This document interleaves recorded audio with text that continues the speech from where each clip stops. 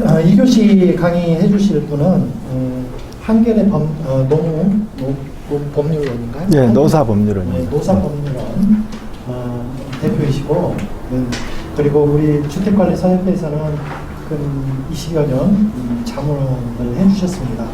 돈도 안 받고 자문을 이렇게 해주시고 계시는데, 우리 그 주간 스터디라는 그 공부 모임이 있어요. 거기서도 몇 번 강의를 해주셨는데 굉장히 반응이 좋았습니다. 우리 현장에 가보면 본인의 그 부당해고 문제도 있을 수 있지만 또 그 내휘하에 있는 경비원, 미화원, 설비, 전기 기사들 이 사람들에 대한 노사 문제 그리고 연차 수당의 문제, 퇴직금의 문제 뭐 이런 것들 우리 소장님도 다 아셔야 되거든요. 그런 부분을 굉장히 쉽게 재미있게 강의를 참 잘 해주십니다. 우리 정강희 노무사님 큰 박수로 강의 청해드리겠습니다. 네, 반갑습니다. 사실 이 지역에 큰 그 이슈가 하나 있는데 뉴스에 안 나오네요. 무슨 얘기냐면 타이어 회사 있잖아요. 우리나라에서 굴지의 타이어 회사가 우리 지역에 있잖아요. 송정리 쪽에. 거기에 이제는 더 이상 비정규직, 주말 협력업체란 없습니다. 다 1월 1일자로 온청 직원이 됐어요. 이제 그분들이 그 경비하고 미화 이쪽은 전환이 안 됐고 나머지는 다 됐어요. 제가 그 일을 하는데 어느 정도는 꽤 중요한 역할을 해 왔습니다. 한 6년, 7년 정도 걸리면서 사쪽하고 이제 소송전을 했었죠. 저쪽은 김현장 쓰고 또 1심 지니까 태평양 쓰고 우리는 이제 저하고 광주에 있는 다른 이제 법무법인하고 조인해가지고 일을 했었는데 그래서 이제 굉장히 이게 우리가 고등법원까지 지방법원 다 이기고 고등법원 이제 판결이 12월 선고가 12월 중순에 잡혀 있었는데 저쪽에서 계속 협상하자고 온 거예요. 그래서 결국은 협상이 타결이 됐고 다 우리 손을 들어주는 걸로. 대신 이제 1월 며칠로 연기된 선고는 아마 우리가 취하하는 걸로 지금 소송은 취하하고 우리 조건은 다 들어주는데 그 조건이란 게 뭐냐면요. 일단 온청 직원이 되는 거예요. 이미 됐어요. 1월 1일자로. 벌써 1월 1일자니까 지금 오늘이 수요일이니까 3일째 원청 직원으로 현재 일하고 있습니다. 그리고 원청이란 말은 이제 금호 타이어 직원. 협력업체가 그때 사내 하청회사가 꽤 많거든요. 7, 8개 되는데, 지금까지 지금까지 협력업체 직원이었는데 이제 원청 직원이 된 거고. 그 다음에 또 한 가지는 이제, 임금 차별이 있었죠. 같은 타이어를 하고 같은 일을 하는데 원청 직원에 비해서 임금을 꽤 많이 못 받았어요. 제가 생각한 것보다는 못 받진 않았는데 애초에 일 시작할 때 근데 꽤 못 받았습니다. 그래서 1인당 거의 큰 거 한 장 작은 거 7장 이상 이 정도 받아주고 합의가 다 됐어요. 그래서 이제 그 다음에 아주 세세한 내용은 많이 있습니다. 그래서 우리 아까 무료로 해주신다고 하셨는데 다른 데서 좀 보니까 걱정 안 하셔도 돼요. 그래서 참 이렇게 사실은 우리가 경영학에서는 이런 것들을 옛날에 보면 소사장제 또 뭐 경영 합리화 차원에서 했었는데 이제 우리 그리고 법률적으로 이걸 도급의 형식으로 했어요. 도급의 형식. 도급이라고 하는 민법상의 자유로운 계약의 형식이거든요. 도급 계약을 하게 되면 진짜 도급이면은 제3자가 거기에 대해서 뭐라고 할 수 없는 거죠. 그런데 이제 도급으로 유장을 해놓은 거예요. 유장. 그래서 유장 도급이라고 그래요. 실질은 뭐냐? 실질은 파견인 거죠. 파견이라고 하는 것이 있어요. 파견이라고 하는 것은 이제 간단히 말하면 대부분의 근로자들은 나하고 근로계약을 맺은 사람하고 내가 노동력을 제공하고 나를 일시킨 사람하고 똑같아요. 근데 파견 계약이라고 하면 나하고 근로계약은 을하고 맺고 이 일은 간 밑에 가서 하는 거예요. 그래서 나하고 을하고 고용계약은 맺고 실제로 나를 사용하는 사람은 갑이 하는 거죠. 그리고 갑과 을 사이에는 도급의 예양을 취해 놓죠. 근데 그게 유당 도급이고 실질은 파견이다. 파견인데 그것도 불법 파견이다. 그래서 이제 근로자 지위 확인 소송을 하고 그 다음에 임금 차익 청구 소송을 해서 아마 이 합의가 다 됐어요. 100% 다 됐고 지금 이제 앞으로도 그 후속 처리할 일은 꽤 많이 남아 있습니다.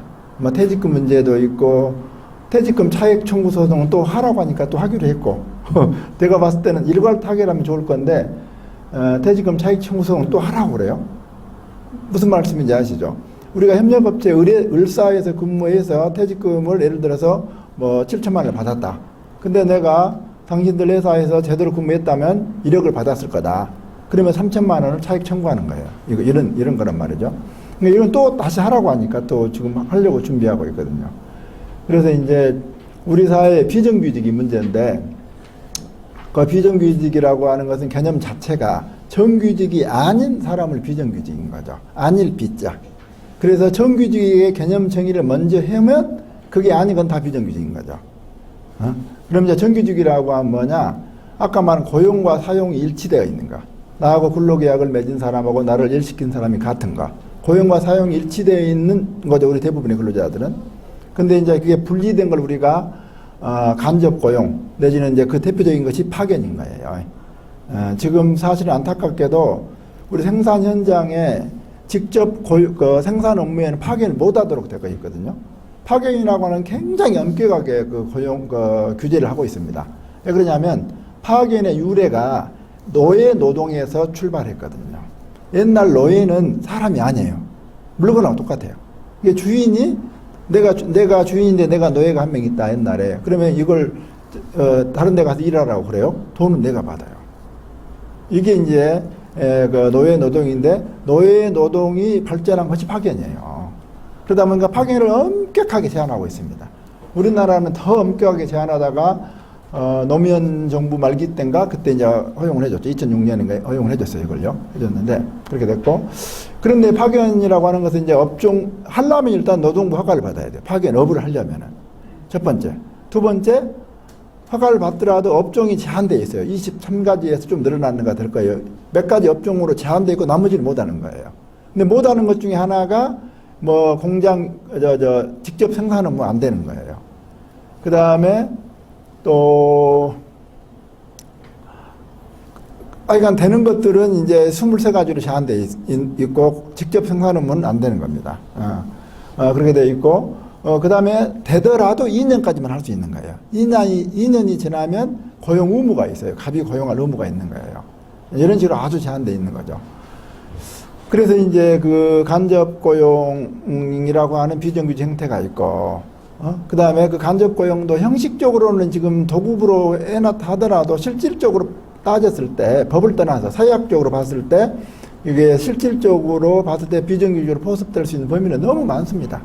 우리 왜냐면 기업들이 어떤 사설관계, 가불관계, 종속관계 이런 식으로 이어져 있기 때문에 갑 밑에 있는 을 소속 근로자들은 대부분 어떻게 보면 비정규직이라고 봐야 되는 그러나 법상으로는 비정규직으로 안 잡히죠. 통계가. 근데 실질적으로 그런 부분이 있다는 거예요.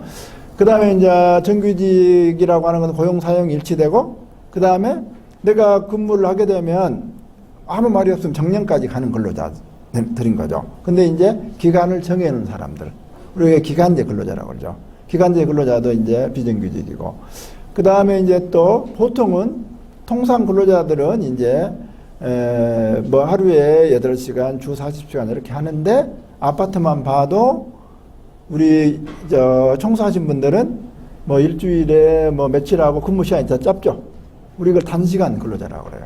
그래서 우리가 이제 비정규직의 가장 대표적인 형태가 기간제 근로자하고 단시간 근로자가 있고 그 다음에 파견 근로자가 있는 것이죠. 그래서 이제 이것들을 보호하기 위한 법이 있어요. 현재 기간제 근로자 단시간 및 기간제 근로자 보호 등에 관한 법률이 있고 파견 근로자 보호 등에 관한 법률이 있어요.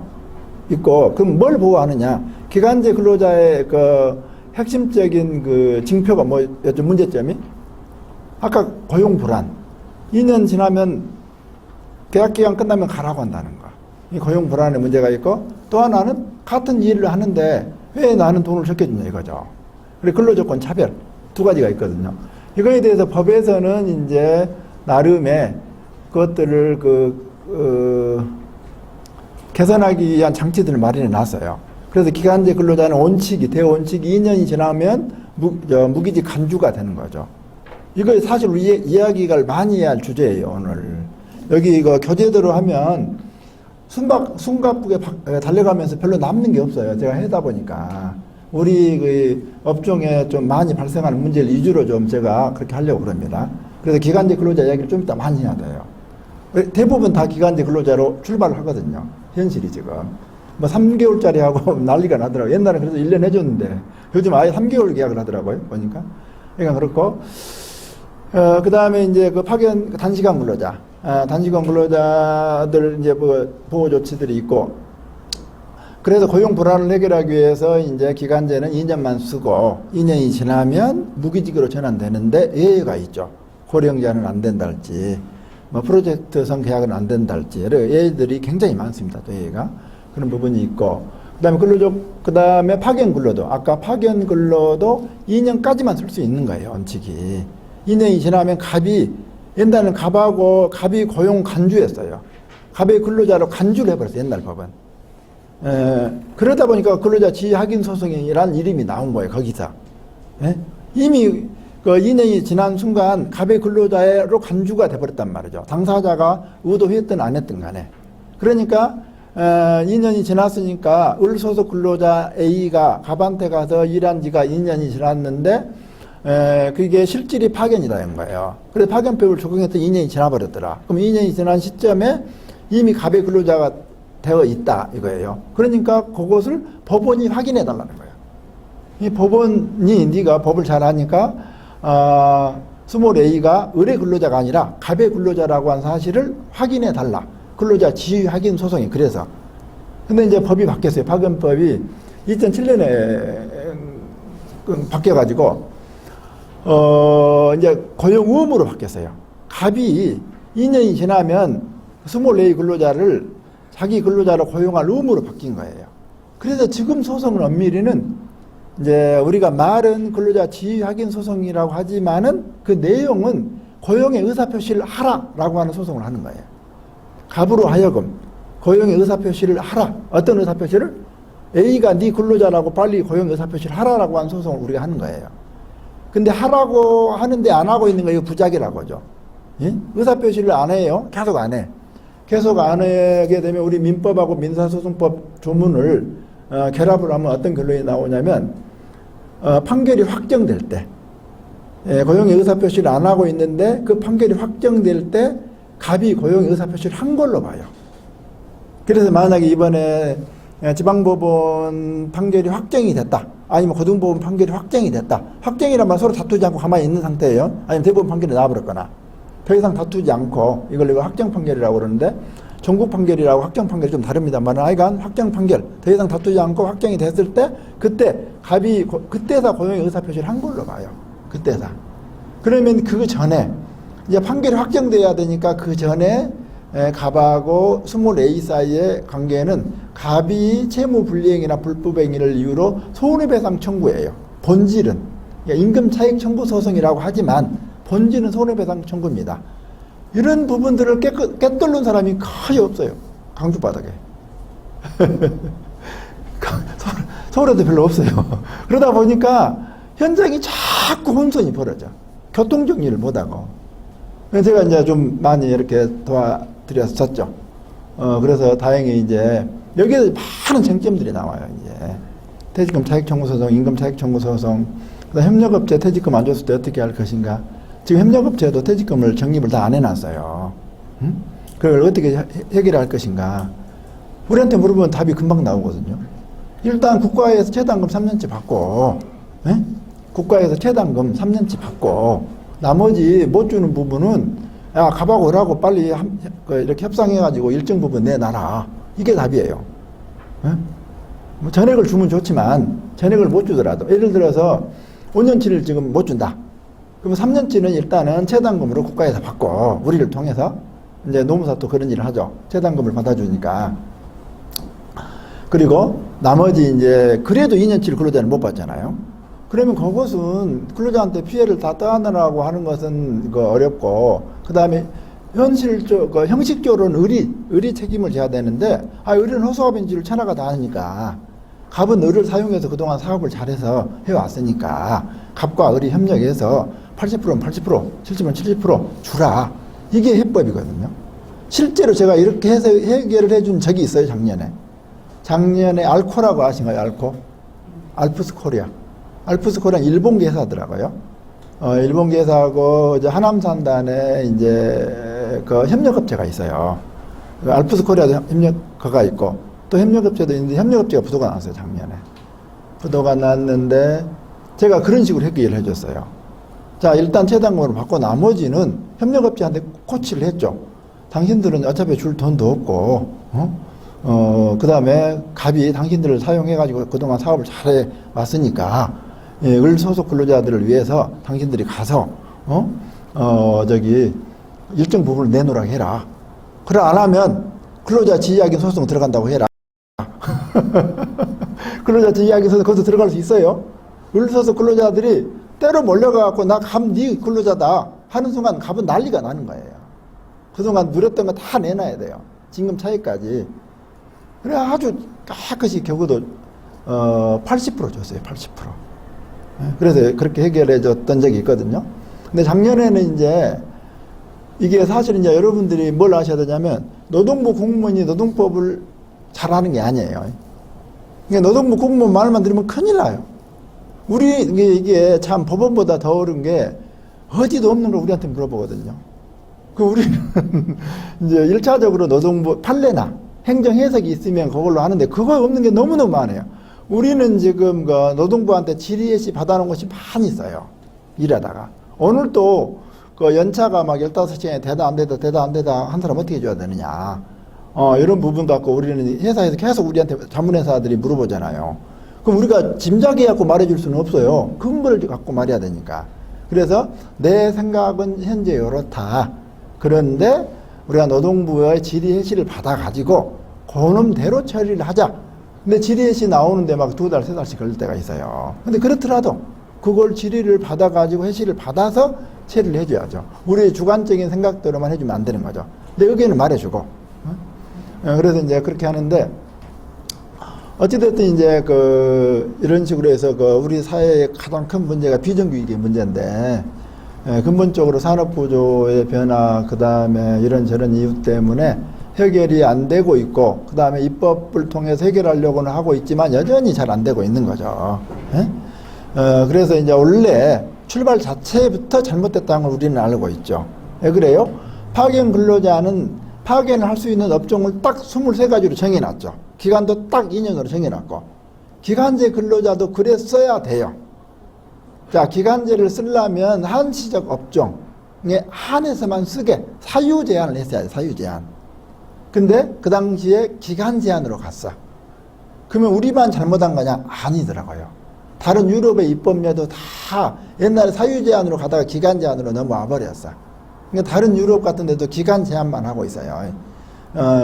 기간제 근로자를 그냥 어떤 업종, 어떤 불문하고 할 수, 상시적 근로 관계도 할 수 있는데 기간만 딱 2년만 하게 한달지, 3년만 하게 한달지, 기간 제한으로 가 있어요. 그래서 우리도 세계적인 추세를 따라간 건데, 이제 우리가 이제 심하게 악용이 되고 있는 거죠, 이것이.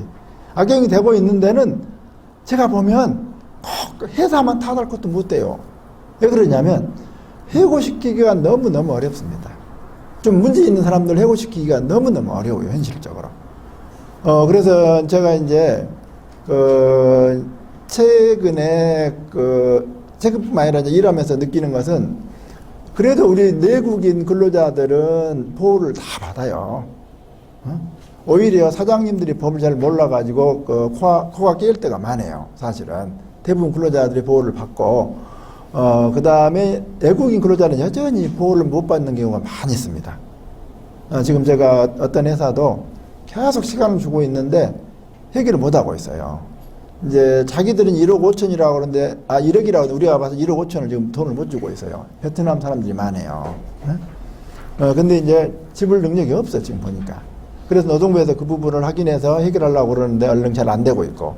그래서 이제, 우리 사무장님이 언론에 터뜨리자고 자기 후배 있다고, MBN이라고 있다고 그래서 저기 근로감독관이 곤혹스러워지니까 조금만 한 번만 더 기회를 주자 해가지고 밀어놨거든요.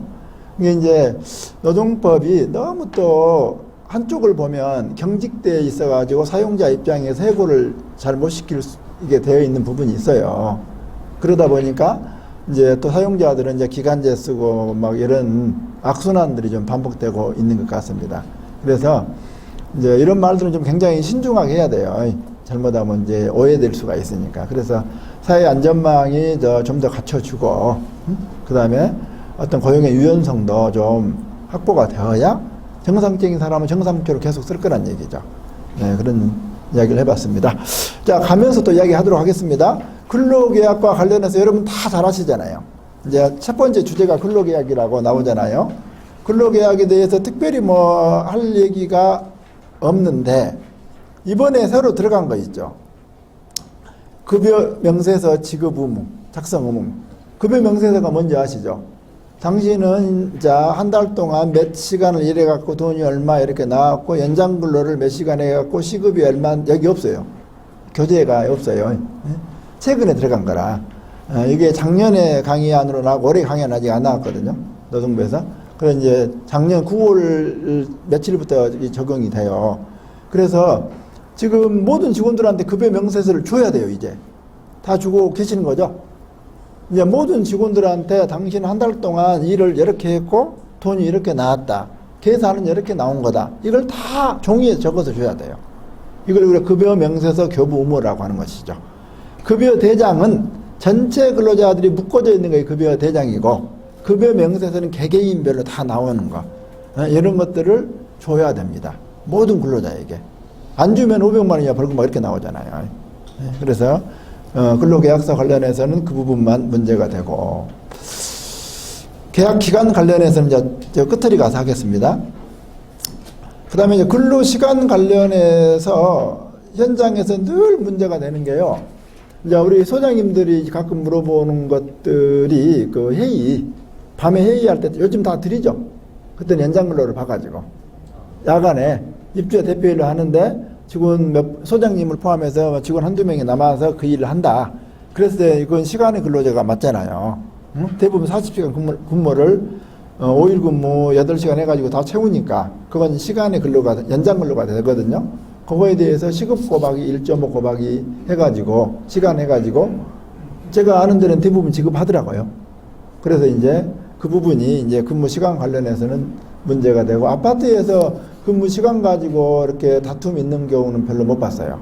아까 그런 부분만 특히 소장님들이 회의를 많이 참석하다 보니까 회의를 참석하기 위해서 그 회의 참석했던 시간, 이것만큼은 시간의 근로로 봐가지고 대부분 주고 있고 받아 가시더라고요. 여러분 어쩌신지 모르겠습니다. 그래서 시간의 근로니까 1.5배를 5명 이상일 때예요.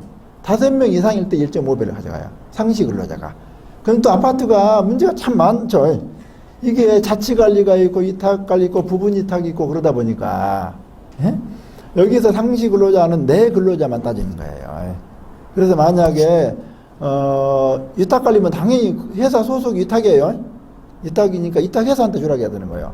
돈이야 아파트에서 나오겠지만 이제 그 정산의 문제가 그렇게 되는 것이고, 나는 회사한테 받는 거예요. 그렇게 되고, 그 다음에 이제 여기서 문제된 게 고용보험을 또 이상하게 들어놓더라고요. 아시죠? 이게 이제 원래는 진짜 그 관리 업무를 위탁받은 거니까 모든 업무를 여기서 다 해야 돼요. 그 수탁회사에서. 관리회사에서 다 하고 관리회사 직원이어야 돼요. 그런데 이제 이게 여수 목포에서 맨 먼저 여수에서 시작했어요. 굉장히 오래전에. 무슨 얘기냐면 고용보험을 아파트 회사 이름을 해놔요. 아파트 이름을 해놔, 고용보험을. 그렇게 하지 않나요? 많이 그러던데. 예? 그러면, 예. 지금 여기 계신 분들은 아직 관련을 받으신 분이 아, 그러신가요? 아직 관련을 안 받으셨나요? 아, 지금 보면 다 이게 편법이거든요. 이게 원래 아파트하고 관리회사하고 위수탁 계약을 맺잖아요. 이걸 우리가 그 위탁관리라고 그런단 말이죠. 위탁관리면 모든 근로자들은 위탁회사 사람들인 거예요. 근데 실질적으로 이제 그 아파트가 다들 영향력을 행사하고 저 사람 좀 빼주라고 하고 막 그러잖아요. 그러면 다른 데로 인사발령 내고 그것 때문에 대부분 위탁관리를 해요. 사람이 자기들이 관리하기 어렵고 해고하기 어렵고 그러니까 대부분 동기가 그거예요. 그렇게 하는데 이제 가서 보면 위탁관리니까 순수한 위탁이어야 되는데 고용보험은 또 아파트 이름으로 해놔요 막. 그러면 이게 이제 근로자가 누구 근로자냐 이거야. 형식적으로 그다음 근로계약서는 누구하고 썼어요? 위수탁 회사하고 썼고 고용보험은 또 아파트 이름으로 해놓고 이런 사건을 하면 여러 번 싸웠어요. 근데 지금까지 나온 결론은 저기라는 거야. 다 이제 위수탁 관리 회사로 봐요. 고용보험이 설령 아파트로 되어 있다 하더라도 이게 이제 이런저런 이유 때문에 결국은 돈은 다 아파트가 나오는 거예요. 자기들이 사람 일 시켜서 한 거니까 돈이 나오다 보니까 뭐 이런저런 이유로 고용보험을 아파트 회사로 해놨지만 위수탁 계약이 있고 근로계약서를 또 저기하고 우리 개개인 근로자들이 아파트가 아니라 회사하고 맺었고 그러다 보면 회사 근로자인 거예요. 지금 제가 뭔 얘기를 하려고 하냐면 상시 근로자 수를 따질 때 이제 위탁회사 당연히 근로자가 되는데 부분 위탁을 한 게 또 있어요. 또 예를 들어서 경비하고 소장님만 직접 쓰겠다는 분들이 또 있어요. 아파트에서. 그리고 이제 나머지는 다 용역을 줘버리겠다. 용역 준다 그러죠. 그러다 보니까 같은 회사 안에서 소장님은 어떻게 돼요? 소장님하고 경리는 저기 아파트 소속이고 나머지는 이제 위탁회사 소속이에요. 그럼 여기 상시 근로자 수가 몇 명이냐 이거야. 2명은 우리 여기 아파트 소속만 따지는 거야. 그렇게 되면 5명이 안 되는 순간 노동법에서 이제 굉장히 어려운 일이 생기죠. 해고의 정당성도 필요 없습니다. 한 달 전에만 말하면 막 잘라도 되는 해고 이유가 필요 없어. 서면 통지도 상의 필요 없고. 그 다음에 아까 가산임금도 안 붙고. 중요한 거 연차도 발생 안 해요. 더 중요한 거. 지금 빨간 날이 올해 5인 이상 사업장에서 올해부터 유급휴일로 바뀌었거든요. 빨간 날 있죠. 1년에 한 15개 되잖아요. 그것이 그 전에는 공무원들만 먹고 쉬면서 돈 받는 날 유급휴일. 휴일이란 말은 일 안 한 뜻이고 유급이란 말은 돈이 나온다는 뜻이죠. 일은 안 해도 돈이 나온 날이었어요. 일반 근로자들은 해당이 안 됐어요. 그래서 일반 근로자들은 그날 일을 해야 돼. 일을 안 하면 어떻게 해요? 돈을 깝니다. 돈을 까는데 참 서글픈 현실이죠. 또 그런데 보면 까는데 대부분 회사에서 연차 대체를 해놨어요. 무슨 말이냐면 우리가 이제 그 5명 이상 사업장에서 연차가 발생하는데 회사 입장에서 보면 중소기업 다 그랬어요. 다. 그래도 아파트는 좀 덜 그랬어. 우리가 취업규칙 만들 때 일부러 뺐어 막 하는 거야.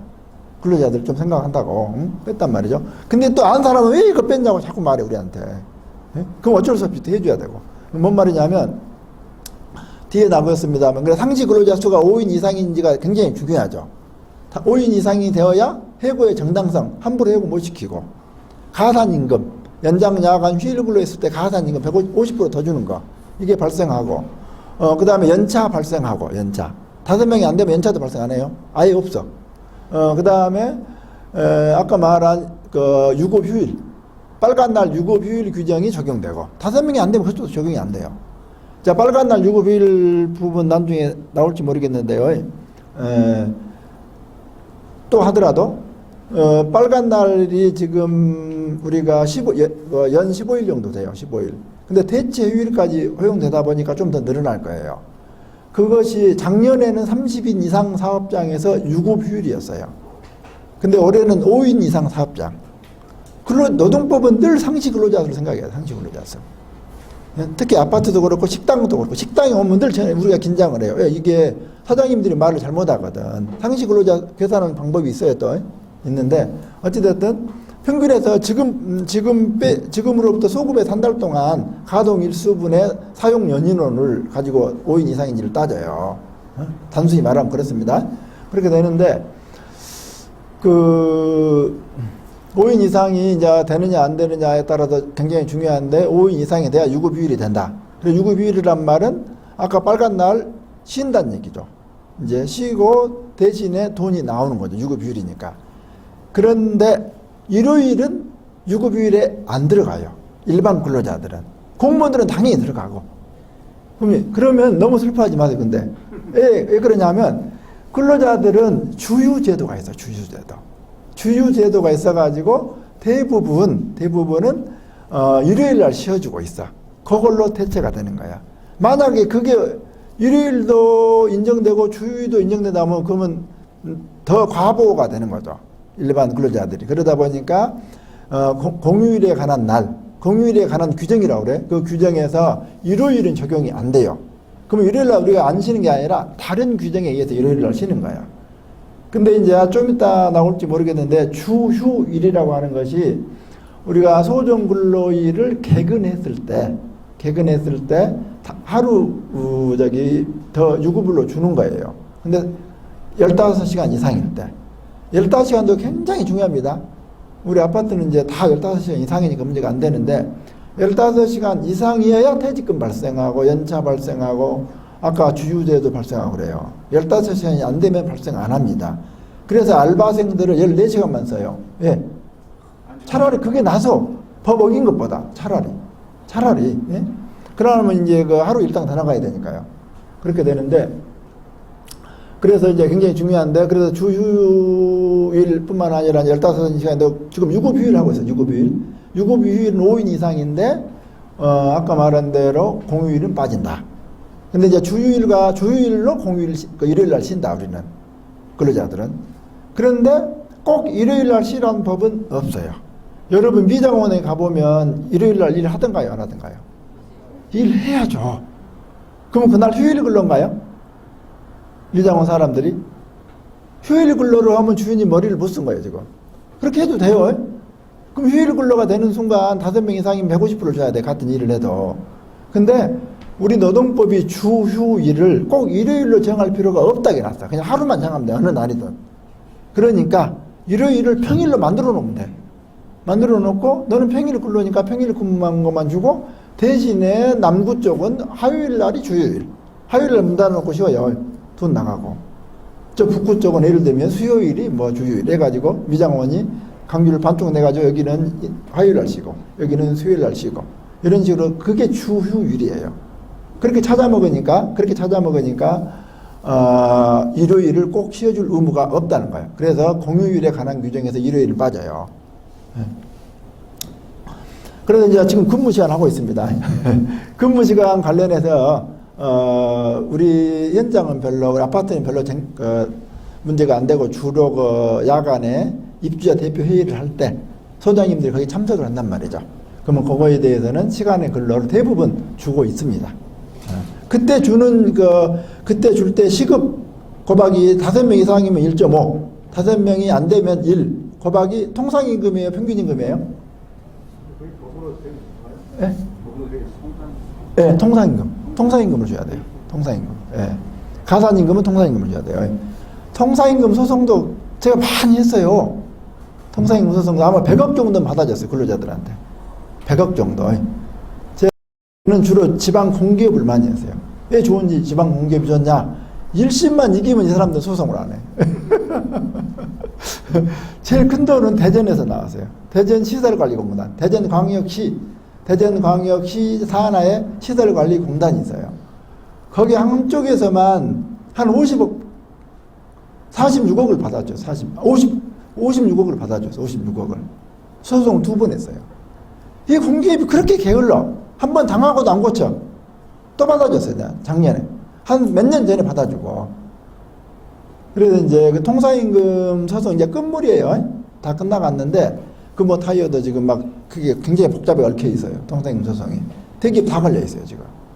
근데 이게 해오리 바람이 불어갖고 제가 지방공기업, 광주환경관리공단, 도철, DJ센터, 그 다음에 전남개발공단, 제가 다 했어요, 사실은. 통상임금도 굉장히 이제 중요한 쟁점이 많습니다. 여기서는 어차피 이제 수박할 듯이 그냥 할 수밖에 없어요. 그리고 여러분들이 많이 접하는 거 위주로 좀 더 깊이 지나가고 이렇게 하도록 하겠습니다. 그래서 근무 시간은 특히 이제 어디에서 주로 쟁점이 문제가 되냐면요. 외근직들. 그 다음에 외근직 중에서도 주로 배달 하신 분들. 이 사람들이 다툼이 굉장히 심해요. 강주에서 계란 팔아갖고 부자 된 회사 있죠? 모르신가요? 하순에 있어요, 현재 회사가. 거기서 제가 옛날에 자문료를 한 달에 100만 원씩 받았어요. 한 달에. 근데 이제 사장님이, 난 거기를 칭찬하는 거예요. 굉장히 좋은 회사예요. 발상 자체가. 근데 그가 이제 그 전에 물류팀이 한 200명 돼요, 물류가. 주로 좋은 계란이 주품목이에요. 이제 두부도 있고, 쌀도 있고, 돼지고기도 있고, 막 요즘 많이 하고 있는데, 거기가 몇만 명이에요. 몇십만 명인가 몇만 명인가 돼. 수요자가. 어디서 제일 많이 먹을까요? 계란을? 강남에. 강남에 사람도 먹지만, 애완견들도 많이 준다고 그러더라고요. 하여간. 퍼플이라고, 좋은 일이니까 말해도 돼. 퍼플이라는 회사가 있어요. 네, 거기서 이제, 물류팀들이 굉장히, 제가 다 해결을 했는데, 옛날치가 터져갖고 계속 문제가 나오는 거야. 그러니까 이제, 근데 노동법을 조금만, 훑어보면 다 대책이 있어요. 노동법이 그냥 무조건 사장님들, 사용자들 못되게 하는 법은 아니란 말이죠. 예? 뭐냐면, 외근 간주 근로시간제라고 하는 것이 있어. 밖에서 이렇게 불규칙적으로 일하는 사람은 근로자 대표를 뽑아가지고, 야, 우리는 일주일에 8시간 일한 걸로 딱 봐버리자. 종이 한 장 써버리면 다툼이 싹 없어져. 좀 빨리 왔다가 늦거든 안 따져. 근데 이런 걸 종이 한 장, 종이 한 장이라고 좀 조금 이제, 이걸로 안 해놔가지고 그 엄청난 소송에 휘말리고 있어요. 내가 한 뒤로는 싹 잡아놨죠. 하여튼간 이제 근로시간 관련해서 다툼이 많고, 시간이 걸려가지고 막 몇 억씩 청구해요, 몇 억씩. 이런 것 가지고, 한 사람이. 그래서, 근데 여기 아파트에서는 아까 소장님들, 입주 대표할 때, 이때만 문제 되더라. 그런 얘기입니다. 그 다음에 이제 잘 아시겠지만 회사가 필요에 의해서 교육을 한달지, 워크숍을 한달지 다 근로시간인 거예요. 그래서 이제 회식을 한다. 회식도 사장님이 꼭 참석하라고 하네. 회사가 돈을 내주네, 다. 그러면 회식 당연히 근로시간이에요. 그래서 대기업에서 이것 가지고도 지금 아직 돈 가지고는 문제가 안 되고 있어요. 회식했으니까 돈 주라 한 근로자는 아직은 없어. 근데 나타날 수 있어요. 지난번에 문제가 됐어요. 이론적으로만. 근데 문제가 돼요. 산재. 회식 중 사고. 회식 중 사고 가지고 전화 많이 옵니다. 이제 그 전에 출퇴근제가 근로자들한테 인정이 됐어요. 몇 년 전부터. 그 전에는 근로자들 인정을 안 해줬어. 대원칙이. 출근 중 내지는 퇴근 중 사고는 근로자는 산재를 안 받단 말이죠. 공무원들은 공무상 재해로 받고. 그래서 옛날 농담이 있었죠. 공무원들은 쓰러지려면은 출근할 때는 문턱을 넘어가서 쓰러져야 돼. 진짜예요? 그러면 출근 중 쓰러진 거니까 산재가 되는 거예요. 발뿌리가 그냥 넘어지더라도 산재거든요. 근데 집안에서 현관문 열기 전에 쓰러지면 산재가 아닌 거예요. 집에서 벌어진 일이니까. 퇴근할 때는 거꾸로죠. 퇴근할 때는 현관문 열기 전에 밑에서 길거리에 쓰러져야 아파트 계단에서 쓰러져 듣는 걸 봤어요. 그래가지고 그랬었는데 이제 근로자나 사용자나 똑같아요. 이제 다 산재가 됩니다. 출퇴근제 산재가 돼요. 되는데 이제 아까 말한 이제 회식이 근무의 연장이라면 회식 끝나고 집에 가면 이게 퇴근인 거죠. 근데 이제 어떤 일이 생기냐. 1차 회식은 대부분 회사가 돈 주고 강제적이야. 그러니까 참석을 해야 돼. 그러니까 1차 회식 중 사고나 이런 건 대부분 산재로 인정이 돼요. 근데 이제 선수들이 또 가는 거 있죠. 1차 끝나고. 2차, 자기들끼리 의무적으로 가는 거. 이건 업무상이 아닌 걸로 봅니다. 제가 이런 일도 많아요. 했던 사건들이. 안타까운 사건도 많고. 코카콜라 회사에서 거기도 영업직들이 많더라고요. 저기 번천동에 있는데. 이제 거기도 영업이 막 자기들끼리 경쟁이 굉장히 치열해요. 그러면 이제 그때 어떤 분이 해병대 출신인데 그 밤에 그 저기 진도 바닷가에 가가지고 그 갑자기 이렇게 파도가 휩쓸린 거 뭐라 가지고 거기 휩쓸려갖고 돌아가셨어요. 응? 근데 그 결국 산재 승인을 못 받았어요. 내가 아무리 그렇게 주장을 해도 안 돼. 일부 경비를 지원해줬지만 아닌 걸로 결국 봐갖고 졌어요, 우리가. 졌는데, 근데 그것이 이제 왜 그러냐면, 통상적으로 그 일어날 수 있는 범위를 넘어선 거예요. 만약에 물속에서 게임을 했다. 당연히 되죠. 바닷가 물속에서 게임을 막 공식적으로 했다면 그때라면 당연히 산재가 되는데, 소주를 몇 병 먹은까지 다 나와버려. 7병인가를 깐 거야.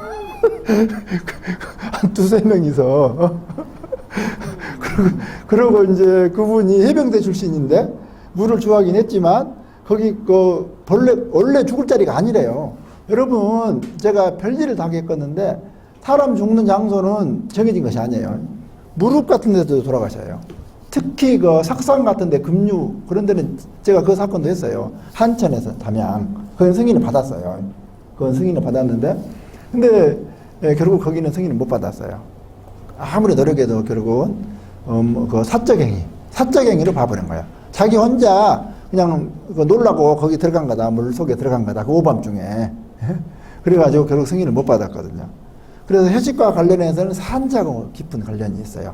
이게 업무 범위로 들어올 것인가 말 것인가. 자, 법정 시간은 다 하시니까 넘어가고 연장 야간 휴일근로 넘어가고 야간근로는 해 떨어지면 야간근로가 아니라 10시부터 새벽 6시가 야간근로예요. 그리고 야간근로가 되면 가산임금을 줘야 되는 거죠. 그러면 여러분이 주휴일이 만약에 일요일이다. 일요일날 10시간 일했다. 돈 얼마 줘야 되죠? 10,000원이다 시급이. 자, 일단 10시간 했으니까 10시간분은 줘야 되겠죠? 자, 10시간 10만원 주고 그 다음에 2시간 그리고 근데 이제 이게 휴일 근로잖아요. 그러니까 10시간 전체에 대해서 휴일 근로 15,000원을 줘야 돼요. 그러면 이제 15만원이 됐죠. 거기다가 8시간 넘어간 것은 어떻게 되죠? 그것은 연장으로 봐. 그러니까 휴일이면서 연장이니까 8시간 넘어간 시간이 2시간이죠. 2시간에 대해서 5,000원씩 더 줘야 돼. 그러니까 10,000원이 추가되죠. 답은 16만원인 거예요, 답이. 이렇게 되는 거죠. 그래서, 이것 가지고도 싸움이 엄청 심했어요. 근데 대부분 판례가 막 뒤집어지겠다 하다가 우리 노동법이 딱 고쳐진 거예요. 그래서 휴일날은 보통 휴일 근로예요. 휴일 근로인데 8시간이 넘어간 시간만큼은 휴일이면서 동시에 연장 근로. 이렇게 바뀌었습니다. 만약에 8시간 안에가 야간이 겹쳐 있다. 그럼 야간 근로가 되는 거죠.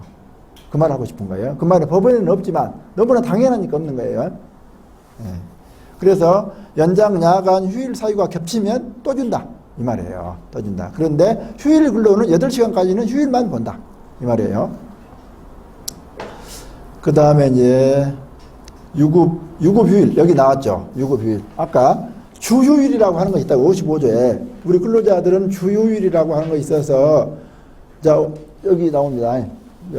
주휴일이라고 하는 거 있어서 자, 모든 사업장 1인 이상 사업장에 적용된다 이 말이에요.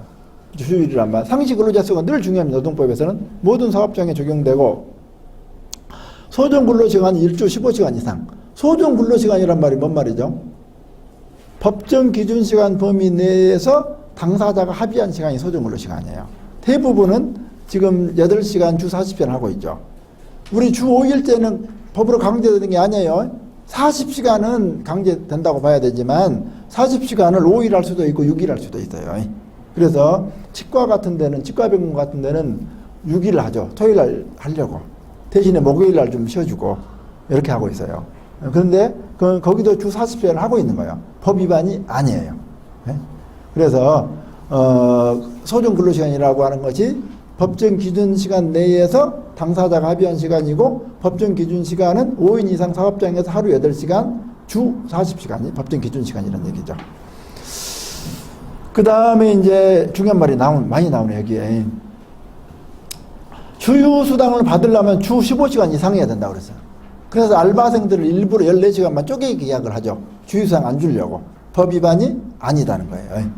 차라리 안 준 것보다 차라리 그렇게 법을 지키라는 게 낫겠죠. 그렇게 되고, 그 다음에 63조 적용제외, 이거 굉장히 중요한 말이 아파트와 관련해서.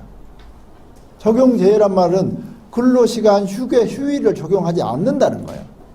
그럼 여기에 가장 문제된 게 감시 단속적 근로자예요. 감시 단속적 근로자가 뭔지 아신가요? 그렇죠. 예. 미안 아니요. 감지란 말은 눈으로 보는 것이 업무인 사람들.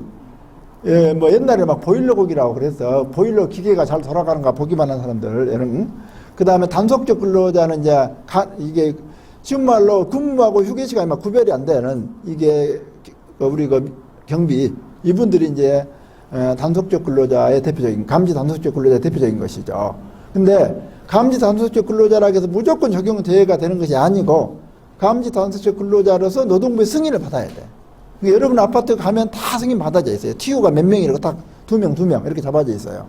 그럼 이 두 사람들은 근로시간, 휴게, 휴일 적용이 안 돼. 이 안 된다는 의미의 중요한 말은 주휴수당 안 준단 말이에요.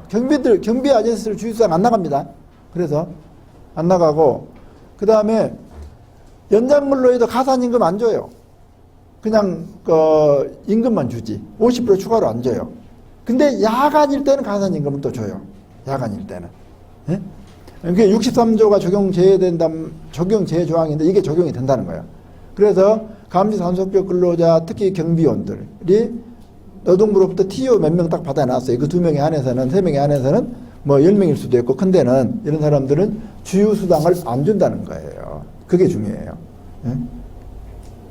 그 다음에 연장도 가산을 안 준다. 근데 야간일 때 가산은 준다. 그 다음에 소정 근로일을 개근했을 때 유급이라니까 소정 근로일이 아까 말한 대로 5일일 수도 있고 4일일 수도 있고 6일일 수도 있어요. 아파트마다 틀린데 아파트는 대부분 5일이죠. 5일. 그러면 소정 근로일을 나와야죠. 지각 조퇴는 출근입니까? 아닙니까? 출근이에요. 이게 아예 결근해야 개근이 아닌 것이야. 빨리 늦게 나오면 이제 지각이죠. 나왔으니까 개근에 들어가요. 나왔으니까. 그 다음에 빨리 나가면 조퇴죠. 조퇴도 결근은 아니야. 그러니까 주휴수당이 나온다는 얘기죠. 근데 만약에 주휴수당이 어느 날 결근을 했다. 결근을 했으면 그 결근한 날 임금이 나갑니까? 안 나갑니까? 당연히 안 나가죠. 세상 무서워요. 무노동 무임금. 그러니까 내 일 안 했으니까 손 안 빼. 빼고 번호만 빼진 게 아니라 주휴수당도 빠져. 왜? 개근을 안 했잖아. 개근이라는 건 다 출근해야 개근이야. 소정 근로일을 다 나와야 개근이야. 그런데 이제 그 소정 근로일, 일할 의무가 있는 날이 소정 근로일이에요. 휴일 같은 경우는 소정 근로일이 처음부터 아니야. 예? 그러니까 휴일날 깨있다고 해서 주휴수당 안 주는 거야. 그건 줘야 돼요. 처음부터 소정 근로일이 아니니까. 그 다음에 연차휴가는 소정근로일이 면제된 거예요. 나중에 휴가를 가가지고. 그러니까 연차휴가 썼어도 그날 주휴수당 나오는 거예요. 결근이 아니니까. 진짜 순수한 결근을 했을 때는 그 결근한 날 일당 빠지고 주휴수당도 빠지다 보니까 이틀치가 빠지는 거예요. 한 주에. 이렇게 보시면 되겠습니다. 네. 예. 감시 단속적 근로자가 지금 이제 아파트에 경기제도 있지 않습니까? 이게 이제 아까 회사일 경우에는 이제 허가를 받았을 거고요. 아파트에서 받아야 돼요. 근데 아파트 자체에서 그걸 어떻게 신청해서 받는 거예요? 네, 다 받아져 있어요. 이미 노동부에다가 감시 단속 승인 신청서란 게 있어요. 다 받아져 있어요. 가보시면 다 받아져 있습니다. 지금 이제 옛날 우리 사무국장님하고도 저랑 광주시청에서 한 2년 전인가 아파트 종사원들의 지위 가지고 굉장히 논의를 했었어요. 아마 결론이 안 났을 겁니다. 네?